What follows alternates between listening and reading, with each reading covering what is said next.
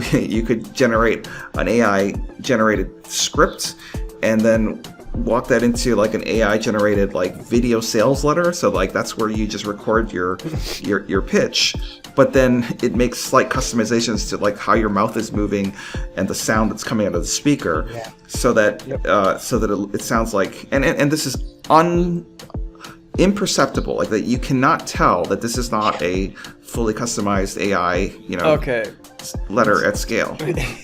You just took me past the point where it's like, it's not just like robocall, it's like cyborg synthetic human call, like a robocall with a face. Like this is another level, and it's gonna take me just give me a couple minutes.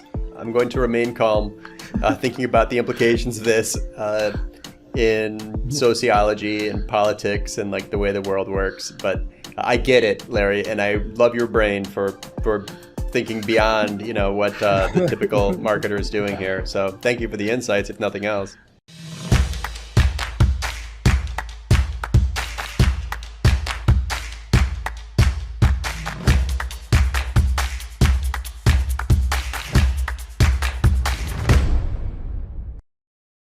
Our guest today is the one and only Larry Kim. Larry Kim is the founder and CEO of Customers.ai, the world's best B2C data and AI-powered sales outreach automation platform used by sales and marketing at companies of all sizes. He's been named Search Marketer of the Year from PPC Hero in 2023, 2024, 2015, and 2017, Search Engine Land, and the U.S. Search Awards. He's received the Barry M. Portnoy Immigration Award for High-Tech Entrepreneurship in 2019, and he's also won recognition from the United States Senate and House of Representatives for his work in creating jobs in the Boston economy. Larry is ranked number 8 on their list of most popular authors on Medium.com. He's a contributor to CNBC, Inc. magazine, and he is a notable expert on Google Ads, Facebook ads, email deliverability, conversion rate optimization, entrepreneurship, and startups. Larry founded Customers.ai to help businesses reach their customers in the most efficient way possible by leveraging B2C consumer data and AI-powered outreach to engage and nurture the ideal customers and skip the most expensive part of the marketing funnel: costly, low-converting, anonymous, top-of-the-funnel marketing audiences. Customer AI's unique B2C data and AI large language model delivers a whopping 5.5x increase in email engagement, 5.5% increase in revenue from email, and 93% reduction in cost per lead across its customers. Internet, please give a warm welcome to Mr. Larry Kim. Larry Kim, welcome to the show. Hey, Andy. Thanks for having me. Great to be here. Thrilled to have you. Let's have a conversation here. Chris, kick us off. Awesome. Well, thank you very much. The funny story about getting Larry Kim on is that Andy and I started this podcast. We're going to get pretty close to a year now, Andy. Isn't that crazy? Mm-hmm. And he had a lot of his friends, and I was like, hey, you quoted Larry Kim in your book. Like, can we get Larry Kim on? I've seen his videos. And then once I find someone I really like on YouTube, unfortunately, I watch everything that person's ever done. It gets like almost creepy and weird. And he's like, I haven't talked to Larry in like 8 years. And so I was like hitting you on LinkedIn and Twitter, and I couldn't get a response. And I was just like, Andy, you got to get this guy on. And so finally he got a hold of you, Larry. And so this is a good day for me. So I'm a fan. Sorry, I didn't see those emails. Oh, don't worry about it. No, for those of you, so listeners and viewers who don't know Larry Kim, this is one of the originals in digital who taught so many of us so many things. Kind of a lower profile thought leader, I would say. Like not someone that you see on stages everywhere or with the big bylines, but just look him up. Look up Larry Kim. The success of this man and the insights that have come from his brain have changed a lot of our content strategies, me and many people that I know. So legit influencer, even if maybe not like the household name, but someone who's influenced me personally. And Larry, we're honored to have you. Awesome. Thanks, guys. This is great. So with the format of the show, essentially the way we do is that the three of us sort of have a little bit of a round table where each of us present. And then as we present, you get to open and then kind of say your thought of what you're hoping to accomplish. And then at the end, the two of us sort of ask you a couple questions about your thesis, and then we can keep it going, and then we pass the ball over to the next the next host and the next host. And then if we have some time, which we never do, we sort of do a speed round at the end. Let's go. All right, let's kick it off. Andy, do you want to go first? Sure. All right. So I have found, so we talked so much about AI, I'm going to talk about AI. Search is an information retrieval technology which retrieves information that already exists. I love that AI is far beyond search and has many more use cases because it can create things that don't yet exist. It's generative. So you can ask it to find things or suggest things or to highlight things that aren't there yet. So I've done this as gap analysis where you build a persona, copy a web page into the prompt and say, what's missing from this web page for this persona? Amazing, right? Conversion optimization tells you the content gaps, right? Unmet information needs. But then I started playing with it for an entire industry and listen to this prompt. What are the most important topics in the category of, I'm just going to make something up, spaceship launch services, that are the least likely to be covered by industry blogs? What are the most important topics that are the least covered? Fascinating response. What questions do people ask about topic X that are least likely to be answered by the big service providers? Wow. What common assertions about spaceship launch services are least likely to be supported with evidence? Where does the industry fail to do its own research? What are the true statements about spaceship launch services that are most likely to be considered false? What false statements are most likely to be considered true? This is basically like, you can tell where I'm going with this. What topics related to spaceship launch services are most likely to trigger an emotional response? It will tell you that. It's got answers. They're actually quite interesting, like some of them expected. What counter-narrative opinions are likely to capture the attention of people in this spaceship launch category? So basically, if you want to do a thought leadership strategy, which is a term I reserve for literally like the strong opinion or counter-narrative points of view, AI is an amazing research tool because you can use it to show you assertions that are unsupported, statements, questions people don't want to answer, the most triggering, thought-provoking, emotionally responsive kind of topics. So, quick summary: use AI to help you find major gaps in the topics of a general industry. Scan through the answers. It'll give you, through those 5 prompts, you'll get 100. Ask it to categorize those and refine them, and you'll have a big step forward toward a really interesting content strategy. Give it a spin. So I think that's pretty interesting, Andy. It's kind of like in the category of taking tools to the next level. So if you use tools like SEMrush, they'll tell you the gap analysis. They'll tell you like the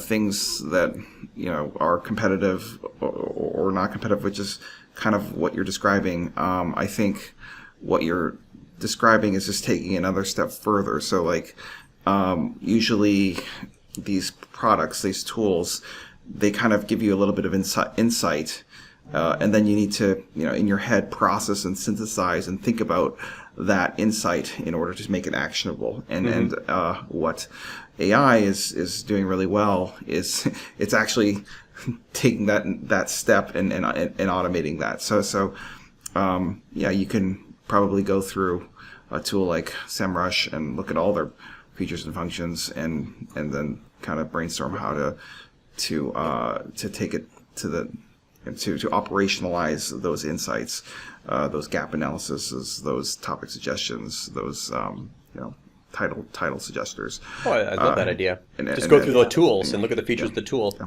But this is a very specific boiler, like a template that people can copy, and I love it. Yeah. Yeah. So, thanks.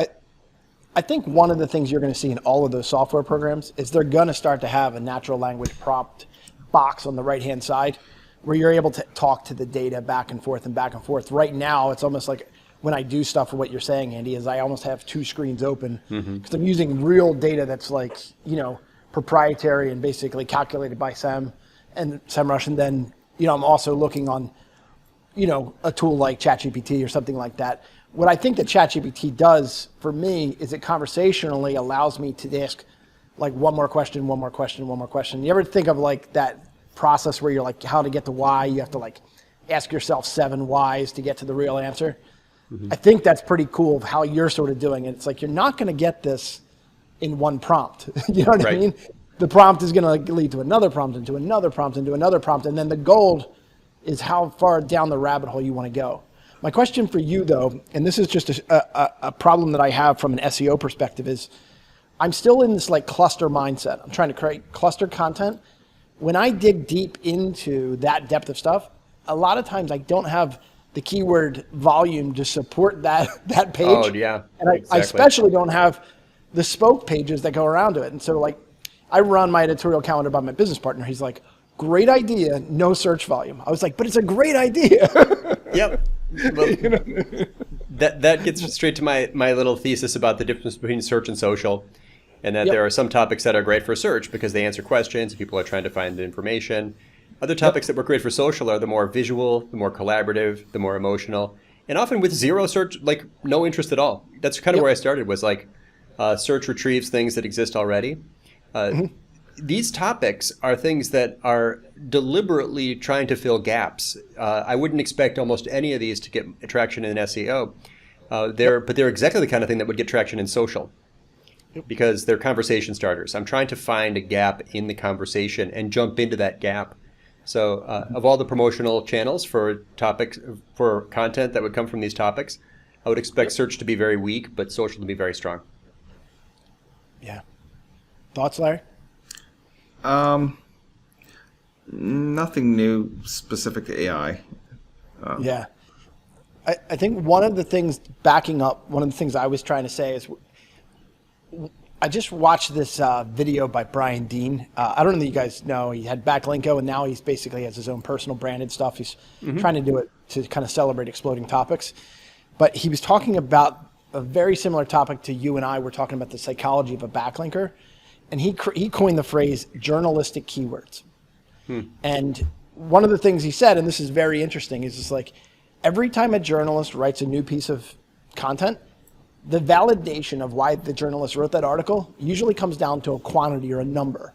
So let's just say, hypothetically, we're talking about space shuttles, right? You're like, you'd be surprised to know that in America, we actually shoot up 1,000 space shuttles every single year. The journalist needs that number, that 1,000 number. And so when you create your cluster, one of your spokes should literally be the person that can find the quantity number, because journalists will actually link to that quantity page. So the pro tip that I'm trying to say here is have a page literally that says how many, or how many for X, how many space shuttles are launched each year. It's that how many page will get linked to from journalists because they're trying to source the number that validates their opening paragraph. Yeah, there's Dan Schur makes this point. He taught me this years ago. He said that there are key phrases that have actually like linking intent. People search for them because they're trying to find something to cite. So if you can optimize a page for spaceship launch statistics, the only reason you'd search for that is because you're trying to find a stat, and you may very well want to link to something. So you know, the idea of optimizing a page for a statistics related key phrase, his theory is that those key phrases have actual link intent, which is kind of a big idea. What do you think, Larry? Yeah, it's a kind of a mid-growth strategy for websites. Like, if you're just starting out, you wouldn't have the authority to link on an authority page, you know, for one of these linkable statistics. But as that grows, and you know, you're looking for link opportunities, you know, you would start with kind of these less competitive linkable assets, and then kind of move your way up to, like, you know, spaceship statistics or spaceship crash statistics, like, you know, the more valuable ones, and I'm sure that would be a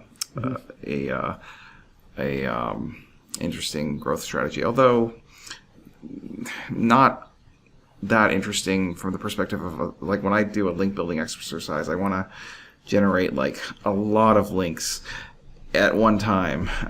You know, this feels more like a kind of a trickle, like, you know, you pick them up over time. Now, when you would have something like Andy would have, could you build a link building exercise with such a narrow topic? Is that possible? Or unpack your link building exercise. what do you do on your link building exercise? For me, it's got to be more news-related trending topics, because then you can hit like a lot of news outlets, with the kind of a trending story at the same time. This feels more like an evergreen, linking strategy, which I'm sure that's super valuable, but like in the context of like agency work or like or the perspective of an entrepreneur who needs to like double their traffic like this month, sometimes the longer term strategic things go fall by the wayside towards the shot in the arm kind of activities. So can you tell a quick story about one of those recent efforts and how it worked out? Sure. This isn't that recent. It's a couple of years ago. There was like Zuckerberg was being called to testify by the Senate congressional hearings on election interference, and I just published some content around like how to create phony ads. Like here's the step-by-step. You go into the Facebook ad manager, you target your hot button issues like gun control or whatever, and then what you do is you put up, this is kind of crazy, you put a contrary viewpoint and target it to the people who hate that viewpoint. And then and then we'll watch what happens in the comments, and the food fight begins. And then I could very quickly, and I ran like a $50 experiment and published the results, and that got picked up in Forbes. We did like a 20-minute clip on Al Jazeera, hundreds of links just from a 20-minute experiment that was aligned with a trending story. So something. Yeah. Love it. Would you call that newsjacking? Yeah. It's absolutely that remains to me the most kind of the WMD of link building is newsjacking, and if you want a bigger result, find a bigger story to newsjack. Thank you for that. That's or awesome. Just say the word Trump in any of your newsjack story. Watch the red blood cells just go. One of the key ideas here, the key idea is not to target it to Trump fans, but I know. Exactly. Like, or if it's a bad thing about Trump, then target it to Trump fans, and that's how these things kind of spiral out of control.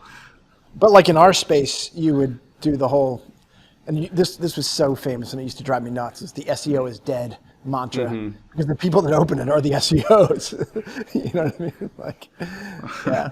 Well, I do believe that it's the golden age there is a golden age of SEO. I think it's I'm using Google less from a search perspective, and anything to do with synthesizing data, that's ChatGPT, rather than searching through Google. And it's Google's not dead. The AI is still using Google signals to rank their content.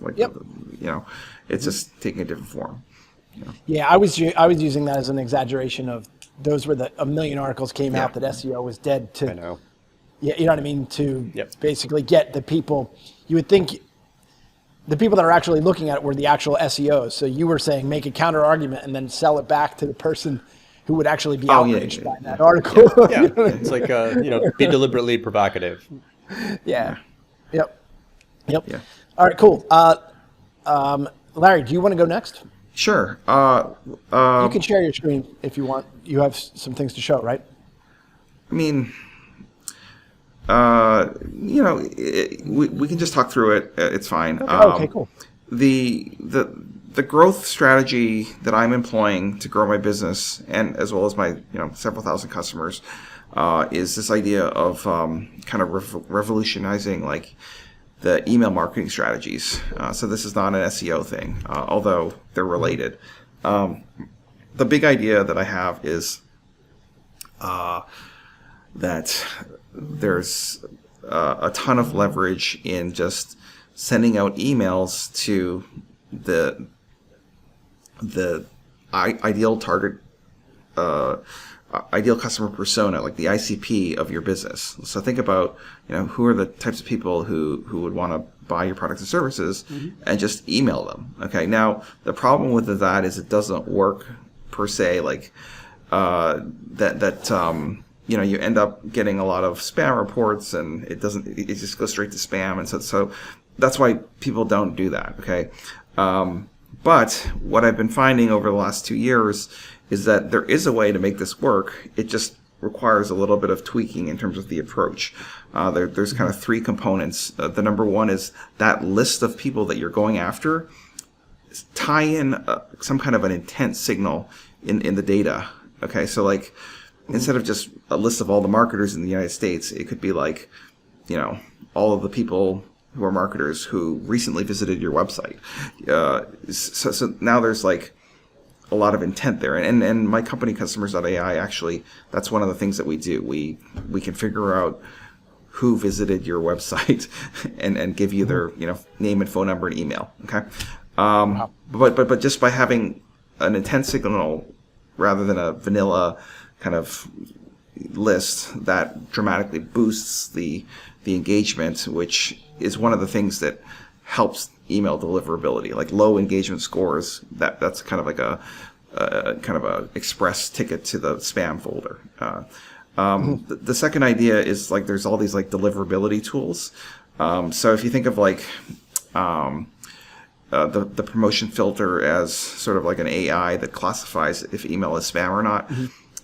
The Achilles heel of this AI is that are these deliverability tools, which they do this funny thing where once you join them, you're in this network, and the network just sends emails to the other network participants. Okay, you're with me so far?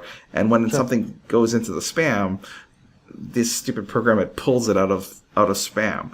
Okay, and so that's like, the AI is classifying something as spam, but then there's like this user signal that's saying like, no, this actually isn't spam. And so that's kind of the Achilles heel of this AI, which is like there's this way of kind of confusing and undermining those spam filters using these tools. And I don't provide that functionality, but there are companies that do that, and it's quite effective. And then the last idea I have here is generative AI in the copy that you're sending. So the emails that you're sending to the recipients from your intent-driven data list, don't just send them the same email. Like leverage generative AI to generate a customized outreach at scale so that every single recipient receives a different email. That helps dramatically with deliverability because Google has nothing to fingerprint. Like it's like if you're sending out the same email 100,000 times, that's a dead giveaway. But if you customize it, and how would you customize it? Well, you could augment the data. So using AI, like I can just say, oh, Andy, he lives in this address. He's interested in these things.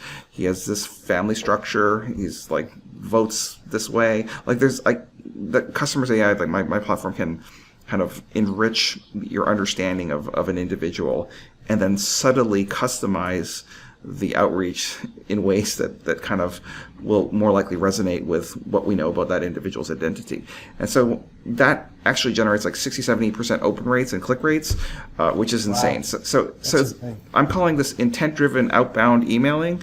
It's kind of like a mixture like of between, on one hand, inbound marketing, on the other hand, outbound marketing. So you take the best elements of inbound, which is kind of the better engagement rates, and then you take the best elements of outbound emailing, which is sort of the scale, like there's unlimited capacity for leads here and low costs, and you combine those two, and if you could get a way of doing like high volume of high intent outreach at low costs, like that's kind of my exciting new go-to-market. What do you guys think? I think it's great. I have questions, of course. Is it business to business, or is it business to consumer, or is it both? This will work for B2B or B2C. Okay. It's just how you set it up. So like your data lists that you compile in the first place, like I was saying, like, get a list of marketers. So that would be a B2B use case. But if you were selling like pet products and you were looking for cat owners, that's just a different data signal that you would look for. So as long as you align the intent-driven list generation process to, either a B2B or a B2C use case, that'll determine functionally, like, whether it's B2B or B2C. And did they have to be on your list originally, or? So the problem with traditional inbounding is that you have to wait for them to subscribe to your list, and that's a big hurdle. Like there's only so much you can grow that list. Like maybe 0.5% of people who visit your website will opt into a newsletter, maybe less. I've seen it as low as 0.1%, so what we're saying here is we're doing this in a legal way, though. Like I'm not a drug dealer or this is not illegal. Like I don't want to have an illegal business, guys. But basically what you do is you just have to honor all the can spam regulations, like identifying who's the sender, like your address and stuff like this, or providing like an easy way to opt out. And honoring that opt-out in a prompt way. Like there's nothing in can spam that says that you're not allowed to email people. Like in America, we have the First Amendment, which says Congress shall pass no law that in any way, abridges the right of free speech. Yeah. That's why can spam is all about just, honoring unsubscribe requests and not about like, who you are or not allowed to email. Yeah, and anyone who hasn't read it, it's not a long piece of legislation. Go ahead and read can spam. It's email marketers should all read it. I think it's pretty concise. But so Larry, I'm fascinated. There's a couple of different elements of secret sauce. One is knowing who visited the website. Totally interesting. Another is getting through the filters. Also, it's totally interesting. The third I heard there was to customize the emails based on who the person is. Fascinating. But what happens at the end? Actually, my question is about what happens when they everything goes well. Person opens, person clicks. It just goes to you're hoping the for, rep like, just gets What happens? You're hoping for a reply, like to start the conversation. All of this is like top of funnel stuff. It's just the hardest thing in the world to move a customer from a prospect to a suspect to like close one like that. Mm-hmm. That is a difficult journey that results in like very few making it through all those hurdles, and this just greases it. It dramatically widens the aperture at the top of the funnel because instead of capturing 0.5% of people subscribing to your newsletter or whatever, we can make that 15 or 20%. So that's 15, 20 times more than what companies typically do. And so that's more at bats, okay. And then the follow-ups, you can build rapport with a prospect in an email in ways that you can't do through other channels like ads and stuff like this. Like this is a protected space. This is their inbox. You're having a one-on-one conversation with them, and what you're trying to do is build up like trust and rapport, so that you can convert that suspect or lead like into close one customer. Wow. Yeah. And do you have suggestions on or even training on after the email is sent? Like, do you just use your gut when they respond and just follow it that way, or do you have best practices on, all right, this was a cold prospect, they became a suspect, they wrote back, like, don't vomit on them for a second. You know what I mean? Like, I know it sounds weird, but I find that people are dying to do their hard push on every email every time. Sometimes they don't even get my name right. They're just so ready to vomit on me. So like now you're like, cool, I just got way more open rates. Like what I don't recommend you do is, now that they've answered once, that's not permission to vomit. Do you know so what I think I think what you're describing is more of a legacy, traditional inbounding journey where you have all this off-topic blog posts about like marketing, and you get these subscribers who aren't necessarily interested in what your product does or your services, and so you're trying to like gradually kind of nurture them through a funnel of a journey of discovery of your products and services. Okay, so that's fine, but that's not what I was talking about. I was talking about like intent-driven outbounding, and so. Here, in order for someone to have appeared in this list, there has to be some kind of intent signal, like they had a baby, they just released a new office, they just visited your website, they just installed Shopify on their website. There's some kind of a listening signal, and so what we're finding is like the ambush approach, like cuts. What you're calling the vomit approach, is actually incredibly effective because you got to treat this more like search engine ads, right, than traditional inbound marketing sequences, because someone is just really angry and they want to get a divorce. Okay, like that could be a signal. Then just go straight for the like we're gonna make him pay. Just go straight for the jugular.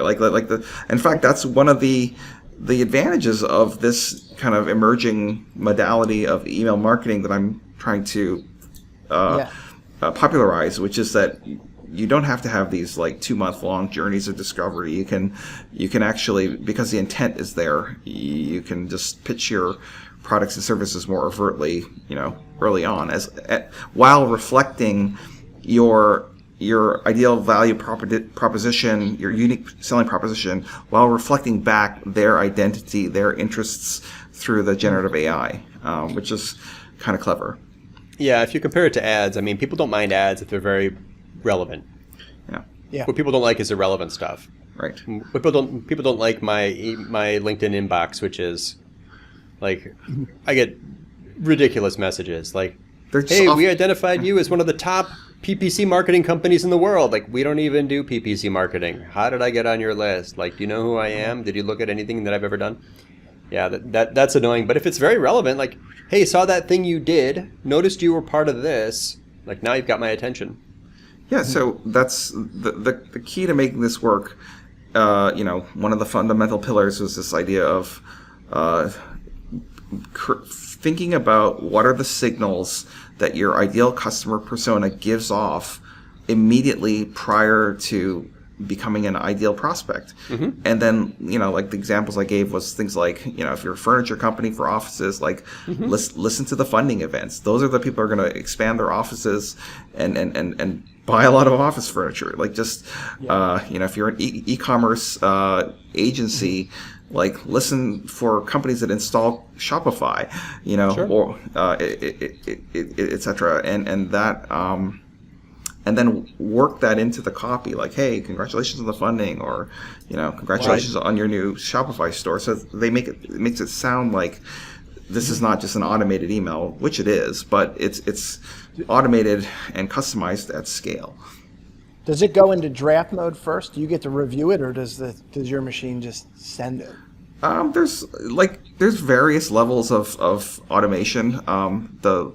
The most conservative way is to just auto-generate an email that is static. So like we can just use it for writing the first email that's static, and then there's more capabilities around like customizing that email based on what pages they visited on your website. So like Andy has various services around web building, around web promotion, around social media marketing, et cetera, et cetera.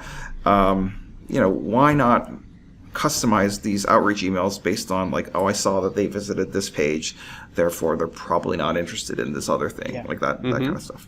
And then so you can turn those on, and it just gets more and more customized the more comfortable you get. Like adding in like the identity kind of personalization. If you were to look at the prompts, what we're telling the AI to do is not meaningfully change the meaning of the outreach, but put in subtle cues to make it seem like we know a little bit about that individual. Yeah.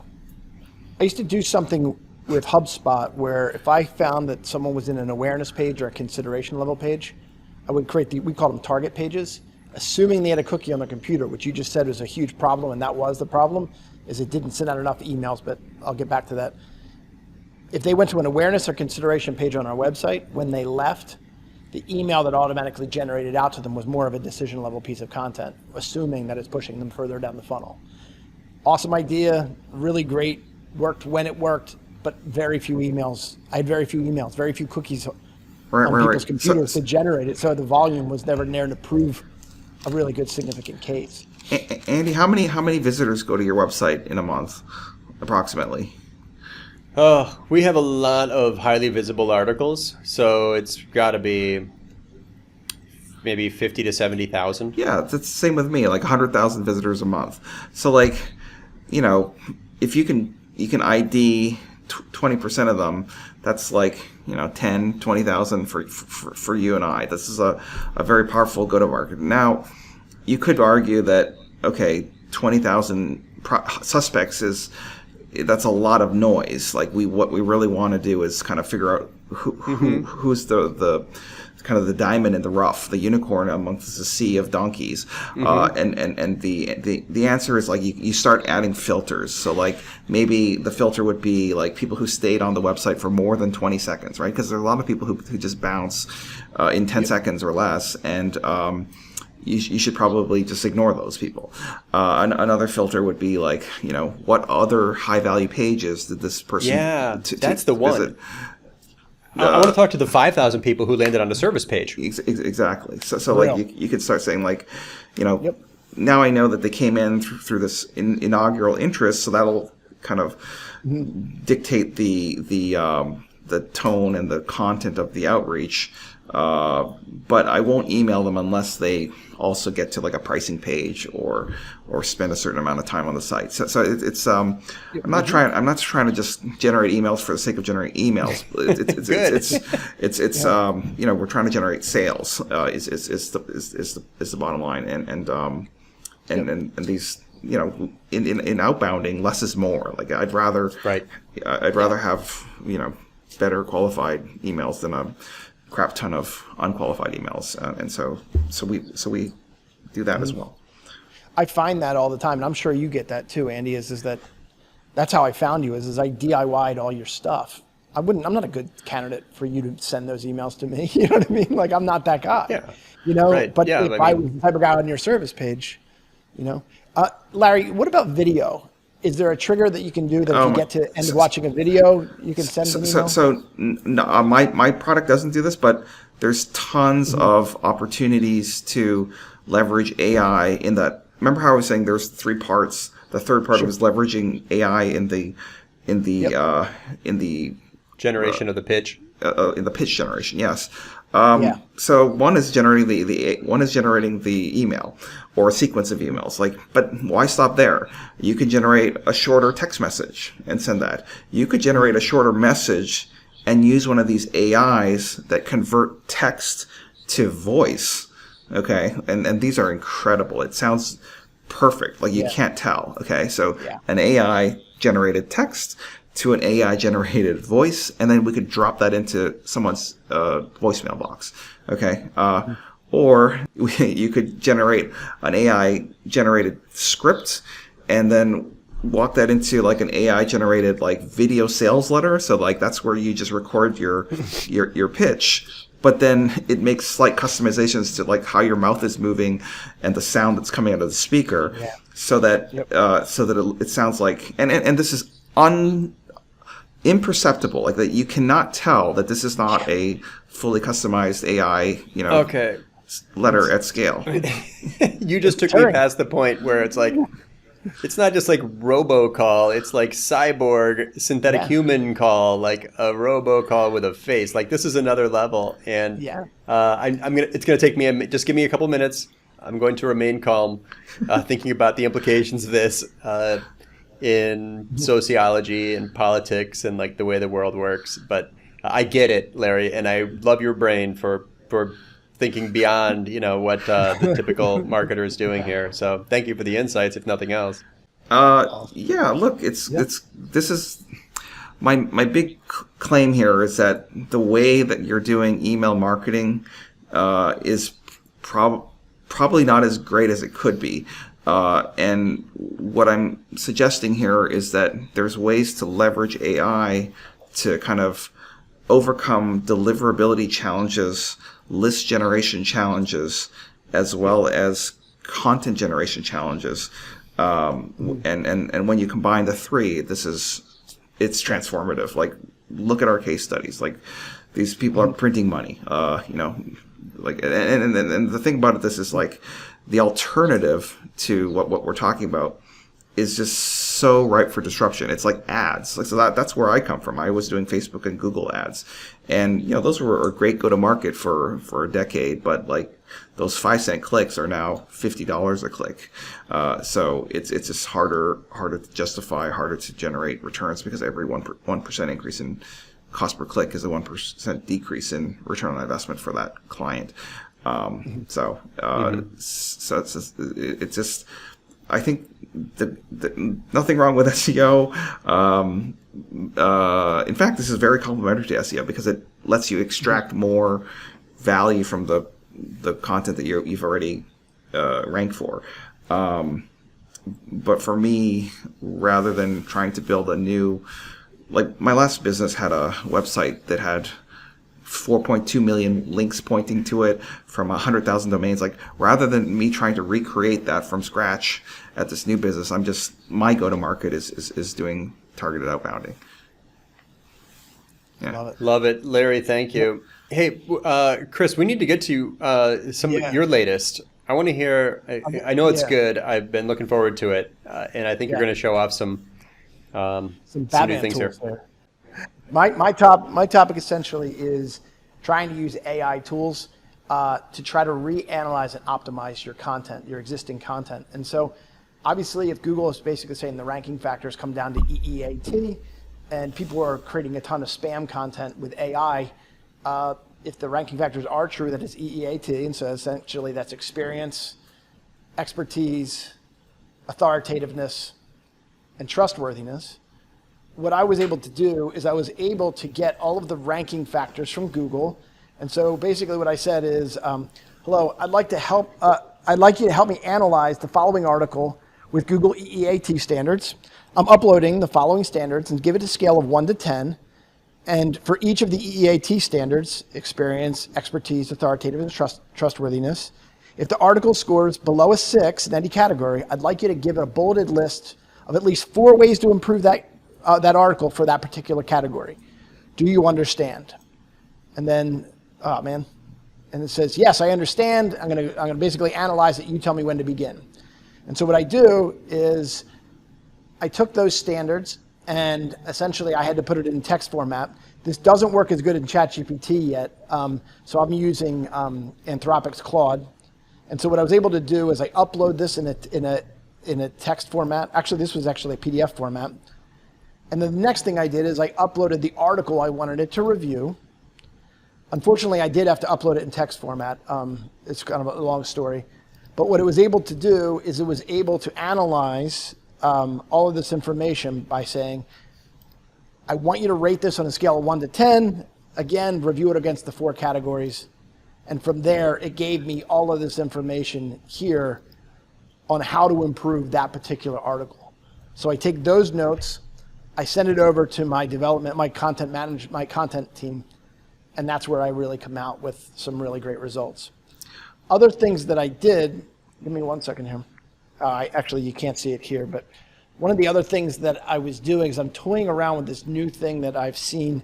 And the new thing that I've seen essentially is if you can ask the AI, if you are unsure, and this is where I feel like it's going to hallucinate, create an emoji before you make any comments that you're unsure about.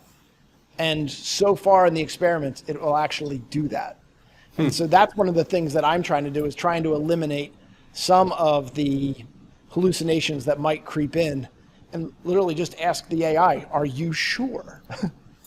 Hey, Chris, It's the augmentation use case, like, find the gaps, find the weaknesses. It's pretty good, pretty solid.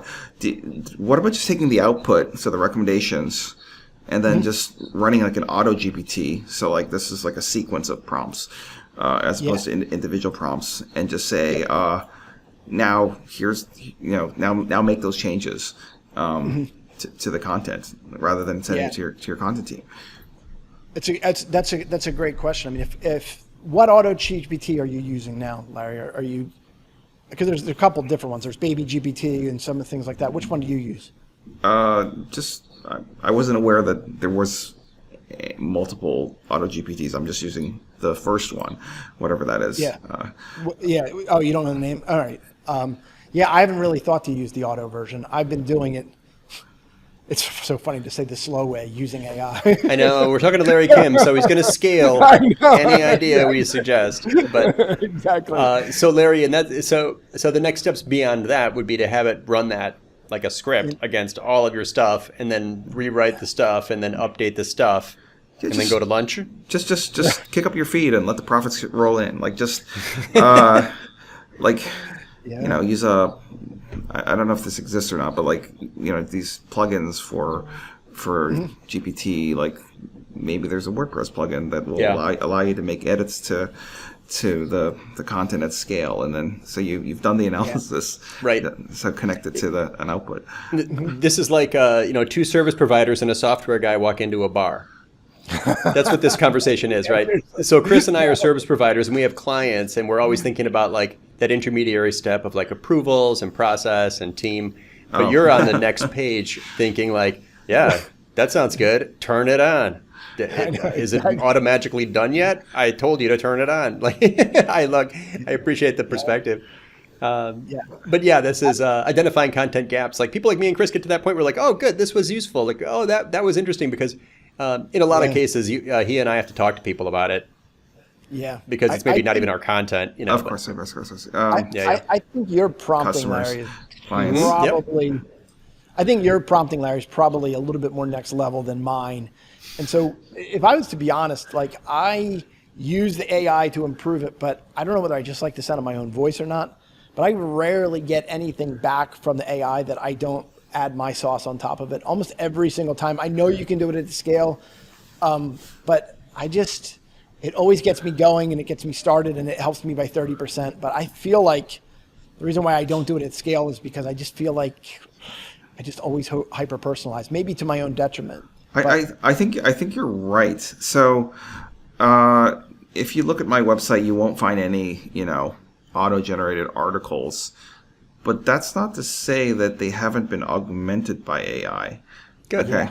Yeah. So the angle, kind of the opening paragraph, the kind of the data that I'm trying to kind of make a point with, that's always going to be human generated, and that's kind of the hook.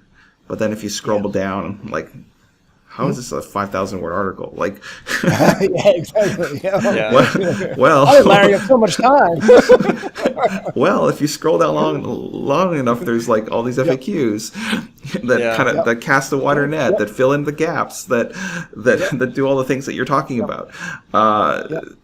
So no, I haven't figured out a way to prompt like an original idea, but I can generate the original idea. That's easy. I just can't do the work of filling it out. I've got a thesis about like those two kinds of marketers: the 10% marketers, who like people like me who are trying to get like a incremental better result, and the 10x marketers who are looking for big ideas that move the needle all at once. Larry, it's like that example from a minute ago. I'm like, optimize for a link intent key phrase and you'll get a trickle of links forever. And you're like, no, dude, you got to newsjack, because you're never going to get, 1,000 links in a day unless you go big by jumping on a topic. That's interesting, and it's a way that I think about people I know sometimes. Like, I'm talking to an optimizer like me, or I'm talking to like a big thinker like 10x marketer like a Larry or a Drew Davis or a lot of my friends, and I totally respect the perspective. That's what this digital marketing masterclass is all about. Yeah, that's why you're here, Larry. All right. Thanks, guys. Hey, real quick, though. We've got 4 minutes. Can you tell how you sort of hacked Medium.com? Can you tell that story in 3 minutes? So the observation on Medium was that there was no duplicate content penalty. So there are algorithms on like Facebook that prevent people from, posting something and then posting the same thing like an hour later.